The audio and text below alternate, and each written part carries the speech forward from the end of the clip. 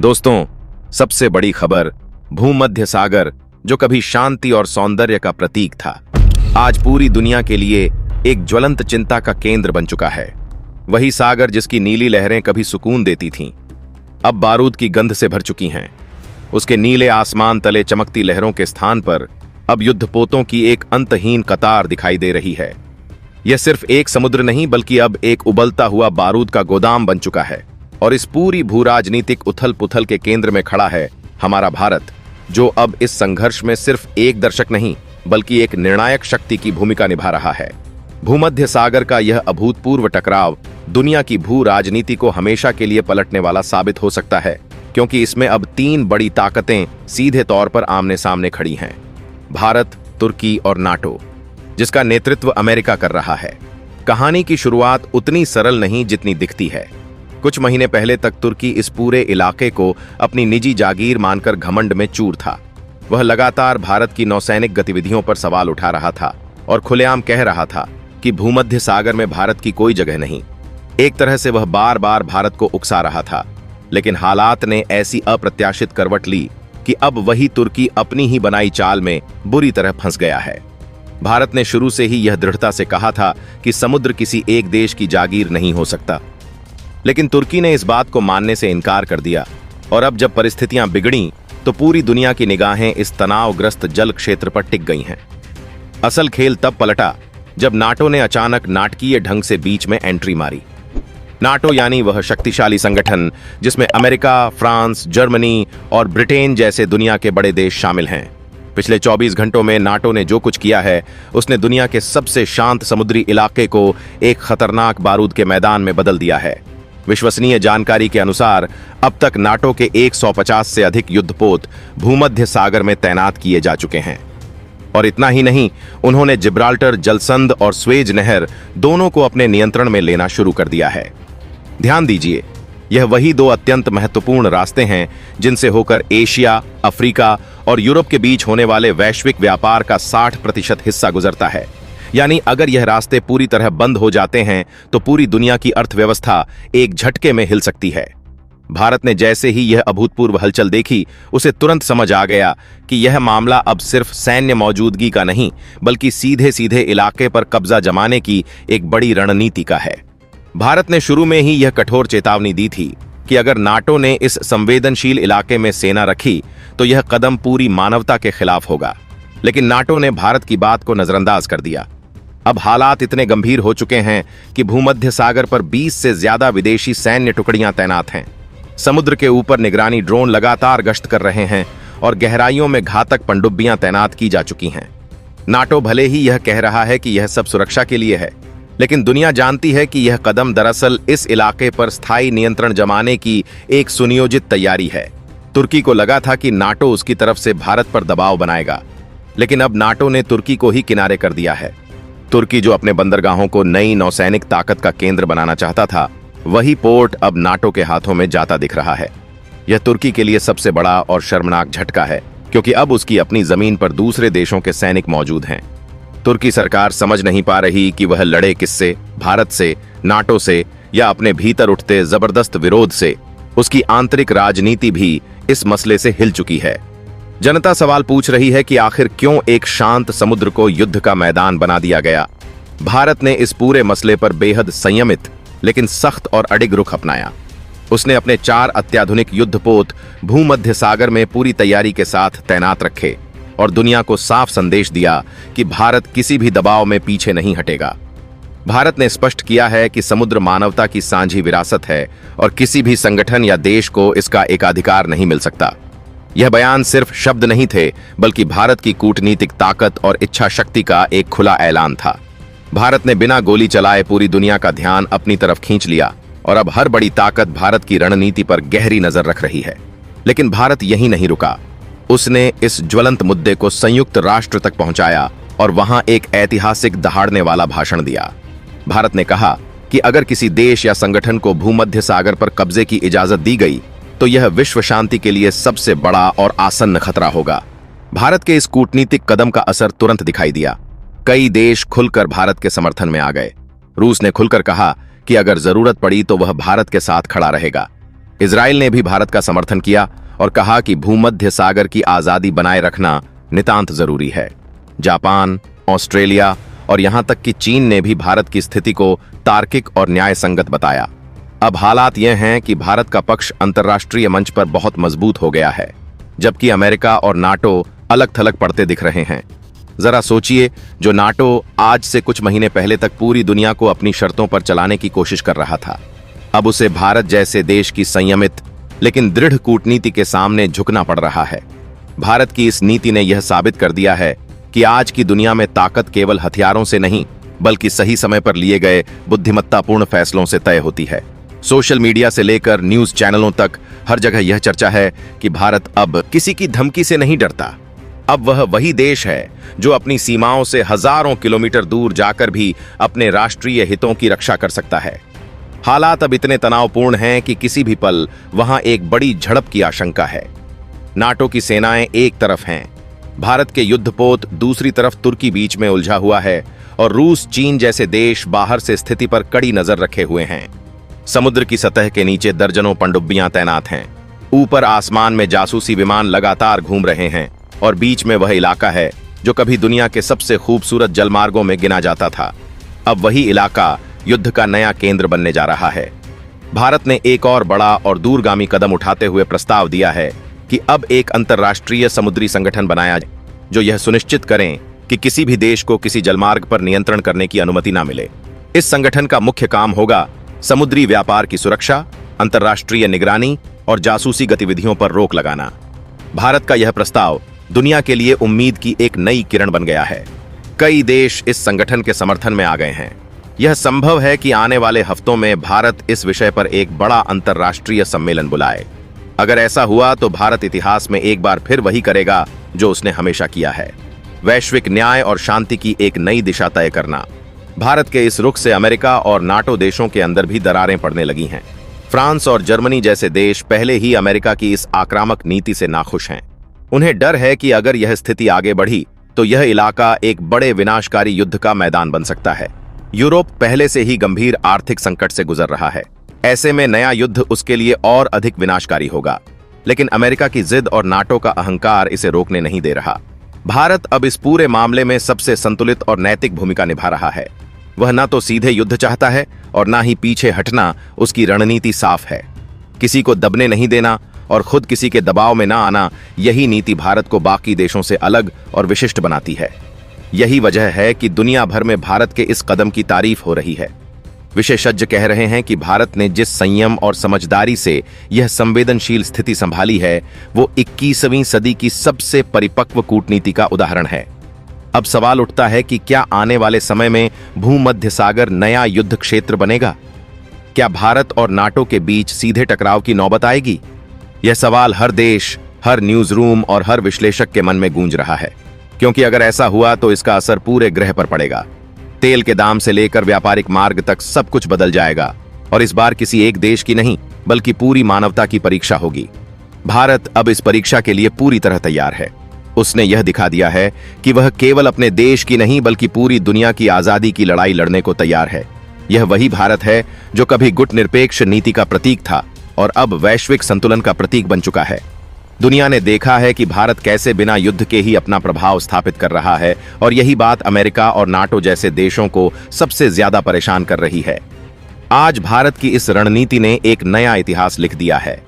दुनिया को यह समझ आ गया है कि अब कोई भी महासागर किसी एक देश की जागीर नहीं रहेगा। भारत ने न सिर्फ अपनी सीमाओं की रक्षा की, बल्कि यह भी साबित कर दिया कि अगर सही इरादा हो तो शक्ति समुद्र की गहराइयों से भी ऊपर उठ सकती है। अब बारी आपकी है। क्या आपको लगता है कि भारत को अपनी नौसेना की ताकत और बढ़ानी चाहिए? क्या भारत को एक नया अंतर्राष्ट्रीय संगठन बनाना चाहिए जो समुद्री आजादी की रक्षा करें? नीचे कमेंट बॉक्स में अपने विचार जरूर लिखिए। अगर आप यह वीडियो दिल से देख रहे हैं तो जय हिंद लिखना मत भूलिए। जहां कहीं से भी आप यह वीडियो देख रहे हैं, अपना नाम और शहर बताइए ताकि हमें पता चले कि हमारे देश के कौन कौन से कोने इस गर्व के पल में हमारे साथ हैं। वीडियो को लाइक कीजिए, चैनल को सब्सक्राइब कीजिए और बेल आइकन दबाइए ताकि आने वाली हर अपडेट सबसे पहले आप तक पहुंचे। क्योंकि दोस्तों, इतिहास गवाह है, जब भी किसी ने भारत को झुकाने की कोशिश की है, भारत ने न सिर्फ जवाब दिया है बल्कि अपने मूल्यों और विश्व शांति के लिए एक नया मार्ग भी प्रशस्त किया है। भारत की इस ऐतिहासिक चाल से अब नाटो मुख्यालय में हलचल मची हुई है। अंदरूनी सूत्रों की माने तो अमेरिका और उसके यूरोपीय सहयोगियों के बीच मतभेद खुलकर सामने आ गए हैं। विशेष रूप से फ्रांस और इटली जैसे देश भूमध्य सागर को युद्ध क्षेत्र बनने से रोकने के लिए व्याकुल हैं, क्योंकि उनके लिए समुद्री व्यापार और तेल की आपूर्ति का यह मार्ग जीवन रेखा है। वे समझते हैं कि भारत का प्रस्ताव एक तर्कसंगत और नैतिक समाधान प्रस्तुत करता है, जबकि अमेरिका का अहंकार और शक्ति प्रदर्शन केवल स्थिति को बिगाड़ रहा है। पेंटागन के रणनीतिकार भी अब स्वीकार कर रहे हैं कि उन्होंने भारत की कूटनीतिक गहराई और सैन्य संकल्प को कम आंका। उन्हें उम्मीद नहीं थी कि भारत अपने हितों की रक्षा के लिए इतनी दूर तक और इतने बड़े स्तर पर अपनी नौसैनिक शक्ति का प्रदर्शन करेगा। भारत की रणनीति केवल युद्धपोतों की तैनाती तक सीमित नहीं रही, बल्कि उसने साइबर सुरक्षा और समुद्री निगरानी के क्षेत्र में भी अपनी क्षमता का प्रदर्शन किया है। भारतीय नौसेना के निगरानी ड्रोन और पनडुब्बियों ने नाटो की गतिविधियों पर ऐसी बारीक नजर रखी है कि नाटो के कमांडरों को अपनी गोपनीयता भंग होती महसूस हो रही है। यह बिना गोली चलाए युद्ध की तैयारी करने जैसा है। भारत ने एक और मास्टर स्ट्रोक चलाकर भूमध्य सागर से जुड़े छोटे और तटस्थ देशों को भी अपने पाले में कर लिया है। इन देशों की संप्रभुता पर मंडरा रहे खतरे को उजागर करके भारत ने खुद को वैश्विक दादागिरी के खिलाफ खड़े होने वाले राष्ट्रों के स्वाभाविक नेता के रूप में स्थापित किया है। इन छोटे देशों का समर्थन संयुक्त राष्ट्र सुरक्षा परिषद में भारत के पक्ष को और मजबूत कर रहा है, जिससे अमेरिका और नाटो को राजनीतिक रूप से और अधिक अलग थलग पड़ना पड़ रहा है। अंतर्राष्ट्रीय मुद्रा कोष और विश्व व्यापार संगठन जैसी वैश्विक आर्थिक संस्थाएं भी अब खुलकर चिंता व्यक्त कर रही हैं। उनका आकलन है कि अगर जिब्राल्टर और स्वेज नहर के मार्गों पर पूर्णकालिक नाकाबंदी होती है तो वैश्विक सकल घरेलू उत्पाद जीडीपी में कम से कम $2 ट्रिलियन का नुकसान हो सकता है। यह आर्थिक खतरा ही वह सबसे बड़ा दबाव है जो नाटो देशों को पीछे हटने के लिए मजबूर कर सकता है। भारत इस आर्थिक चिंता को एक कूटनीतिक हथियार के रूप में उपयोग कर रहा है। वह लगातार यह संदेश दे रहा है कि वैश्विक अर्थव्यवस्था को बचाने का एकमात्र तरीका है भूमध्य सागर को सभी के लिए एक स्वतंत्र जलमार्ग बनाए रखना। यह भारत की दूरदर्शिता है कि उसने केवल सुरक्षा नहीं बल्कि समृद्धि को भी अपनी रणनीति का केंद्र बनाया है। वहीं दूसरी ओर तुर्की की अंदरूनी राजनीति एक ज्वालामुखी की तरह फट चुकी है। राष्ट्रपति के खिलाफ सड़कों पर विरोध प्रदर्शन तेज हो गए हैं, क्योंकि जनता को यह बात समझ आ गई है कि उनकी सरकार ने एक ऐसी स्थिति पैदा कर दी है जिसमें उनका देश अब नाटो और भारत के बीच एक मोहरा बन गया है। तुर्की के नौसेना प्रमुखों ने भी सरकार को चेतावनी दी है कि वे एक साथ दो महाशक्तियों के खिलाफ युद्ध के लिए तैयार नहीं हैं। यह आंतरिक उथल-पुथल तुर्की की स्थिति को और कमजोर कर रही है। नाटो और अमेरिका को यह स्पष्ट हो गया है कि तुर्की अब एक विश्वसनीय भागीदार नहीं रहा, जिससे वे तुर्की को दरकिनार करके सीधे भारत के साथ बातचीत करने पर मजबूर हो रहे हैं। रूस और चीन भी इस पूरे घटनाक्रम में अपनी चालें चल रहे हैं। रूस ने भूमध्य सागर के पूर्वी हिस्से में अचानक सैन्य अभ्यास शुरू कर दिया है, जो नाटो के लिए एक स्पष्ट चेतावनी है कि अगर चीजें नियंत्रण से बाहर हुईं तो रूस चुप नहीं बैठेगा। चीन ने भी आधिकारिक बयान जारी कर समुद्री स्वतंत्रता और अंतर्राष्ट्रीय कानून के सम्मान की बात दोहराई है, जो परोक्ष रूप से भारत की स्थिति का समर्थन करता है। यह दिखाता है कि वैश्विक शक्तियां तेजी से भारत के पाले में आ रही हैं। भारत की सेना प्रमुखों ने भी एक प्रेस कॉन्फ्रेंस में साफ कर दिया है कि भारतीय युद्धपोतों पर किसी भी तरह के दुस्साहस का जवाब अकल्पनीय तीव्रता के साथ दिया जाएगा। यह भारत के पुराने रक्षात्मक रुख से एक साहसिक बदलाव है, जो यह दर्शाता है कि भारत अब 21वीं सदी में अपने राष्ट्रीय हितों की रक्षा के लिए किसी भी सीमा तक जाने को तैयार है। यह सब इस बात का प्रमाण है कि भूमध्य सागर का यह संकट अब केवल एक क्षेत्रीय विवाद नहीं रहा, बल्कि यह एक वैश्विक शक्ति परिवर्तन का संकेत बन चुका है। भूमध्य सागर के उस उफनते क्षितिज पर जहां अब तक सिर्फ तनाव और अनिश्चितता की लहरें थीं, वहां अब भारत की दृढ़ इच्छा शक्ति की नई धारा बहने लगी थी। जब पूरी दुनिया इस संकट को लेकर भय और भ्रम में उलझी हुई थी, भारत ने एक के बाद एक ऐसे फैसले लिए जिनसे अंतर्राष्ट्रीय राजनीति की दिशा ही बदल गई। सबसे पहले भारत ने अपनी नौसेना के कमांड ढांचे को पूरी तरह पुनर्गठित किया और भूमध्य सागर में ऑपरेशन समुद्र प्रहरी शुरू किया, जो न केवल एक सैन्य बल्कि एक मानवीय मिशन था। इस अभियान का उद्देश्य स्पष्ट था, न किसी देश पर हमला करना, न किसी क्षेत्र पर कब्जा करना, बल्कि समुद्र के उस अधिकार की रक्षा करना जो पूरी मानवता का है। जैसे ही यह ऑपरेशन शुरू हुआ, भारतीय नौसेना ने अपने उन्नत उपग्रह नेटवर्क नेत्र ग्रिड को सक्रिय कर दिया, जिससे हर जहाज, हर पनडुब्बी और हर मिसाइल की गतिविधि पर नजर रखी जाने लगी। यह वही तकनीक थी जिसे भारत ने स्वदेशी रूप से विकसित किया था और जो अब नाटो की अत्याधुनिक निगरानी प्रणाली को भी पीछे छोड़ चुकी थी। नाटो कमांडर यह देखकर हक्के बक्के रह गए कि भारत ने बिना किसी शोर शराबे के उनके हर कदम की जानकारी पहले ही जुटा ली थी। इस तकनीकी बढ़त ने भारत को एक ऐसा बढ़त दी जिसने कूटनीति और सुरक्षा दोनों मोर्चों पर उसे सबसे ऊपर ला दिया। अमेरिका के खुफिया अधिकारी अब यह मानने पर मजबूर थे कि भारत की तकनीकी तैयारी अब न केवल एशिया में बल्कि पूरी दुनिया में एक मानक बन चुकी है। इस बीच भारत ने अपनी विदेश नीति में भी चौंकाने वाले बदलाव किए। नई दिल्ली से जारी हुए एक ऐतिहासिक बयान में भारत ने कहा कि भूमध्य सागर अब केवल यूरोपीय और नाटो देशों का नहीं बल्कि पूरी मानवता का साझा समुद्र है और कोई भी शक्ति अगर इस संतुलन को बिगाड़ेगी तो भारत चुप नहीं बैठेगा। इस बयान के तुरंत बाद संयुक्त राष्ट्र महासभा की आपात बैठक बुलाई गई, जिसमें भारत ने 12 सूत्रीय प्रस्ताव पेश किया जो वैश्विक समुद्री कानूनों में सुधार की मांग करता था। प्रस्ताव में कहा गया कि किसी भी समुद्री क्षेत्र पर सैन्य अड्डा बनाना अंतर्राष्ट्रीय शांति के खिलाफ अपराध माना जाए और हर देश को अपने आर्थिक जल क्षेत्र से बाहर किसी भी सैन्य गतिविधि के लिए संयुक्त अनुमति लेनी होगी। भारत के इस प्रस्ताव का समर्थन केवल एशियाई देशों ने ही नहीं बल्कि यूरोप के कई देशों ने भी किया।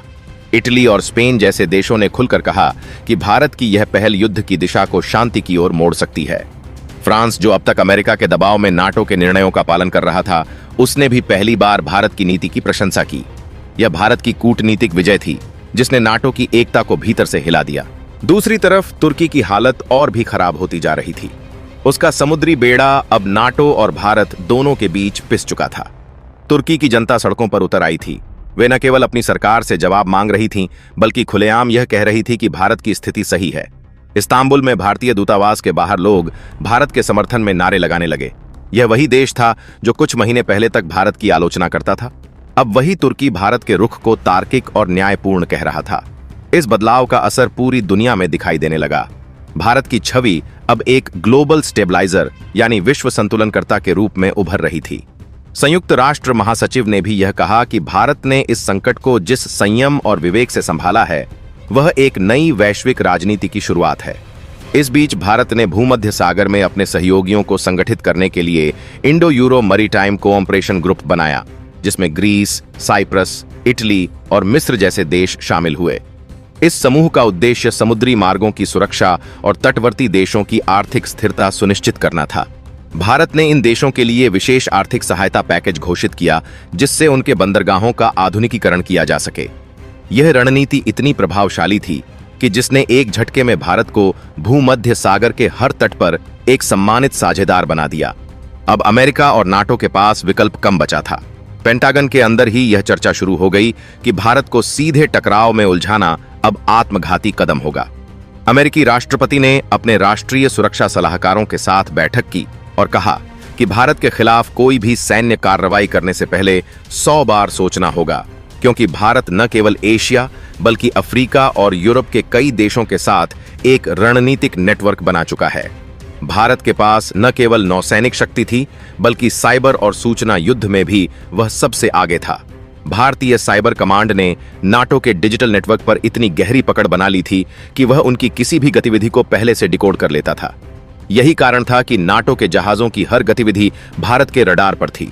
दुनिया के सुरक्षा विशेषज्ञ कह रहे थे कि भारत ने 21वीं सदी में युद्ध की परिभाषा ही बदल दी है। अब जीत उस देश की नहीं होती जो सबसे ज्यादा मिसाइल रखता है, बल्कि उस देश की होती है जो सबसे ज्यादा डेटा और रणनीति नियंत्रित करता है। और भारत यह दोनों ही मोर्चों पर विजेता था।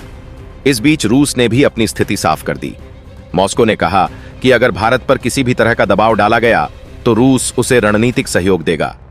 रूस के इस बयान ने नाटो की स्थिति और कमजोर कर दी।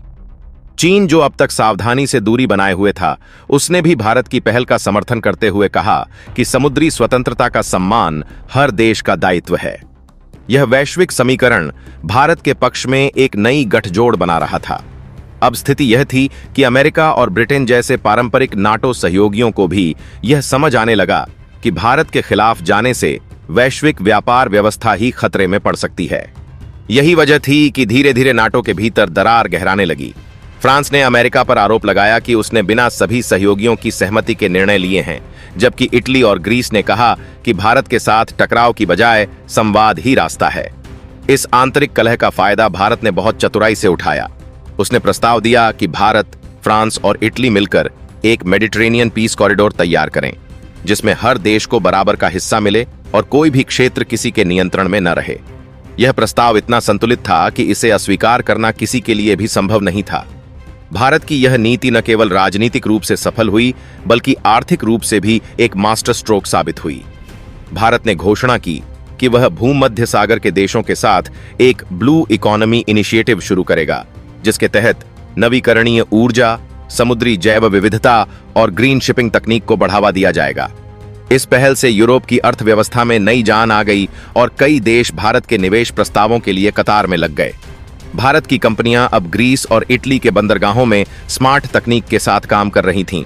यह वही आर्थिक प्रभाव था जिसकी वजह से नाटो की आक्रामक नीति खुद उसके गले की फांस बन गई।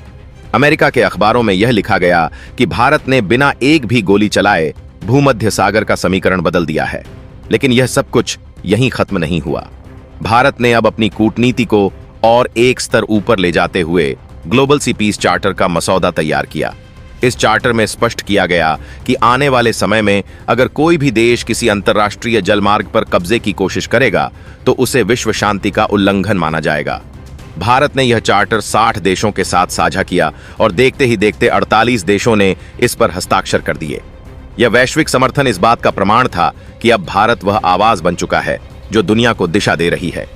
इस पहल के बाद भारत को संयुक्त राष्ट्र सुरक्षा परिषद में स्थायी सदस्यता देने की मांग भी तेज हो गई।